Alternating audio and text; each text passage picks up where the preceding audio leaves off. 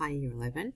These are the trigonometry section solutions to our task 2 for Mathematics Advanced in 2024. Okay, this section of the paper was worth 16 marks in total. Okay, here's the first question.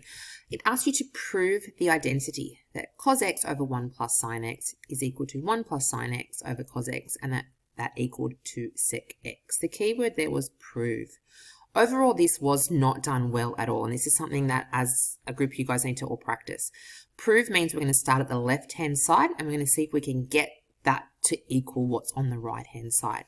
So what you needed to remember to do was, what we're doing is we're crossing over the bottom line to get our denominator, and then we're just going to basically cross multiply across here. But what happens when I cross my bottom line? I've got all of the 1 plus sin x being multiplied by the cos x, so my bottom line needs to have brackets in there. When I cross multiply, I'm going to end up with cos squared x over here.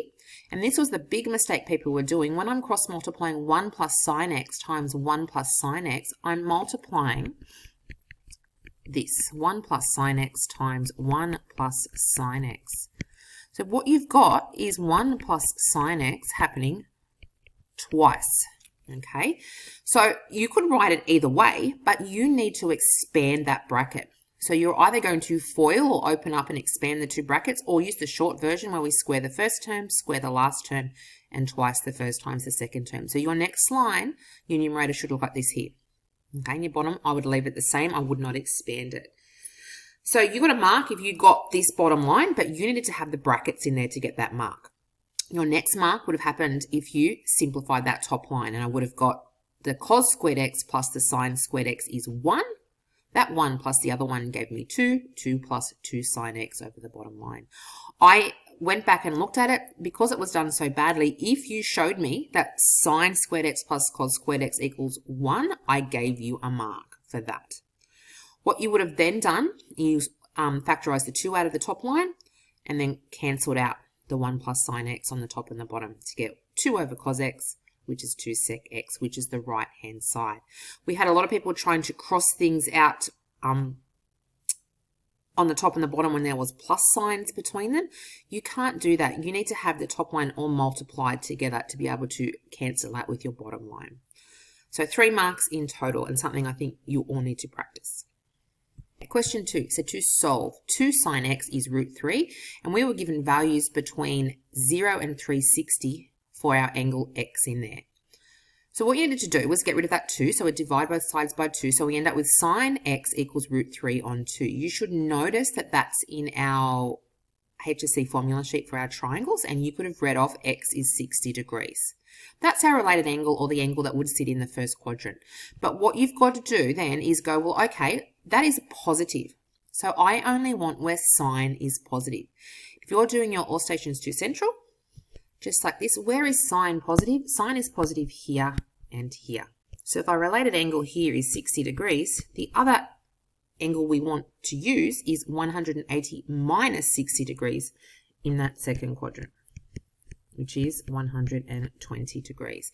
You need to get both of those answers to get the 2 marks, but only those answers. If you gave me answers for the other quadrants, you have not shown that you understand it fully, and you would have only got the 1 mark. Okay, and that's a good way to set out your solution. So 60 and 120 were the answers.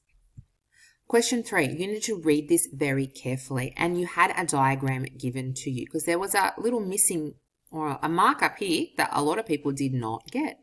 A ship sails 60 kilometres from port A down here. So there's our 60 kilometres on a bearing of 62 degrees. So we've got 62 degrees in here from north down to that line that it sails.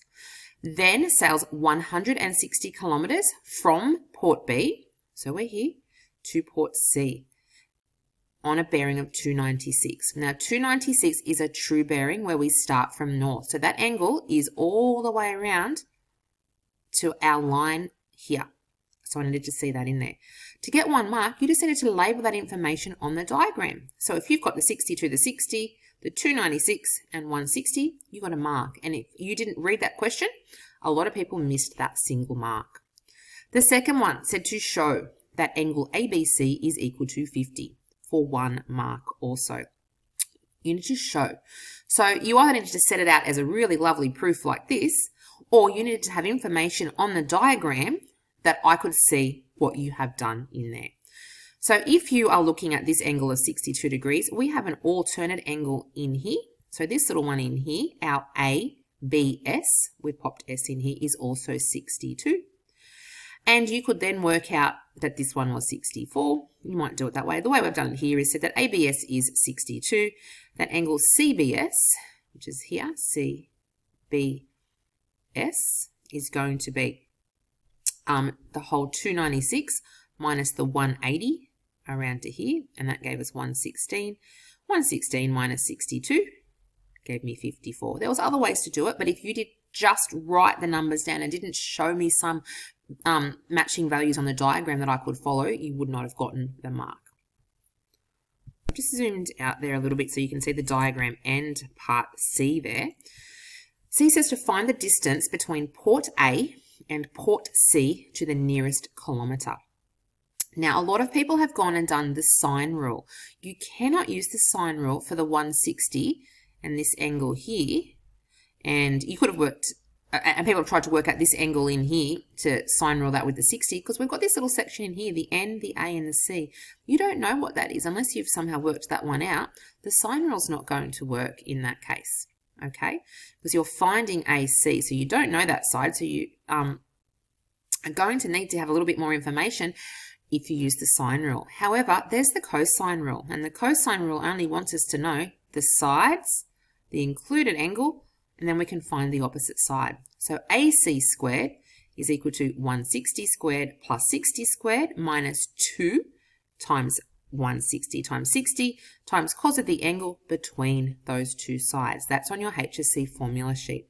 You would have gotten 1 mark for putting the values in there and getting my answer, and you would have gotten another mark if you took the square root, because we wanted AC, not AC squared. And to the nearest kilometre was 134 kilometres. So overall, not done well. You need to know your rules, and you need to go back and double check your diagram with the question, because those of you using the sine rule were popping the 160 over sine 62 when we didn't have this angle part in here. So we didn't have the whole angle, so it wasn't going to work. The next part is part D. What is the bearing of port A from port C? So what you're thinking is you're standing at port C and you want the bearing from C down to port A. So if we've got the north line at C, we go a true bearing around. We want this angle here that's shown all the way down to our line AC. There's actually a couple of ways to do this one, but the way that I've got down below works out this angle in here, the ACB, using the cosine rule, and then adds this little angle in here, the N, the C, the B, which we know is a co-interior angle with the angle down here. So we're adding on 116 to the angle in here to get our final answer. So what we've done here, just zoom out a little bit so you can see the diagram. Cos of our angle C is equal to 160 squared plus, we've already found out AC, 134 squared minus 60 squared, inverse cos, and we get 21 degrees to the nearest degree. Add on that 116, which I said that's a co-interior angle, and we end up with 137 degrees. So that was 1 mark for the first part, 1 mark for the second part. A lot of people stopped here and then thought they had the answer. You need to always go back to your diagram and decide, have you actually finished the question? Okay, part 4, a right angled triangle has an area of 54 centimetres square. There's my triangle. The shortest side is 3 centimetres less in length than the next shortest side. So we've got x and x minus 3. I'll just pop the hypotenuse as y. It says find the perimeter of the triangle. If we went from basics, we would see that half the base times the height is equal to 54 centimetres. So back to using our maths from the junior school. If I multiply both sides by 2, that I get x times x minus 3 is 108. You could have used a quadratic, brought the 108 over and figured out what those values were and got 12 and minus 9. We can't have a distance of minus 9, so we've just taken 12. And that was 1 mark to get that 12 and therefore the 9, 12 minus 3 is 9. A lot of people have thought a little bit about it, and I was very nice with marking that, and they've worked out that, well, what two numbers are going to give me 108 that has a number a distance of 3 between them, and they worked out the 9 and the 12. You then needed to go and calculate your hypotenuse using Pythagoras' theorem, because it's a right-angled triangle, and you would have got 15 as your hypotenuse. What you then could have done is worked the perimeter, which was going to be 12, 9, and 15, and you would have got 36 centimetres for that one. So overall, that one wasn't done too badly. And like last, this one was also done fairly well for 2 marks. The side, and people did this a little bit different, so I'm going to show you one way. Some people did a lot more complicated, but this is the easy way. A side of a rhombus is 10 centimetres. Okay, they've given you the dashes, so we know that they're both 10, and one of its angles is 150 degrees. Calculate its area. Well, we've nicely popped a line through the centre there, so you can see that it's made of 2 identical triangles. So if we work out the area of the top triangle and then double it, we will get our answer.